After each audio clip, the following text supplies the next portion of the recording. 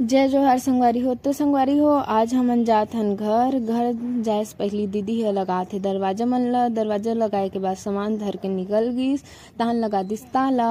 और मैं आ गयो नीचे, चप्पल पहन के निकल गयो कि तभी दिखिस मोला गौ माता जो कि एकदम मटक के चलत है। तहन थोड़ा दूर में दिखिस पंचमुखी हनुमान जी के मंदिर और ये हरे दुर्गा के चंडी मंदिर। तहन थोड़ा दूर में जाके देखें, यहाँ है बहुत ही सुंदर सुंदर मटका, ग्वालिन माता और सब चीज़। तो मोला बहुत अच्छा लगिस। आप मन ला कैसे लगिस आप जरूर बताओ। तहन हमन आ गए घर में आए के बाद माँ और दीदी के हो स्मेल मिलाप कि तभी आइस मोर नोना। ये नोना कौन हरे वो तो आप मन ला आगे के वीडियो में पता चल जही। तो संगवारी हो, तहन सब जन अपन अपन काम में व्यस्त हो गए। माँ भी अपन काम में व्यस्त हो गए और दीदी हमेशा की तरह फालतू बकवास करत है। काजू कतली ये लो, आप मन भी खा लो।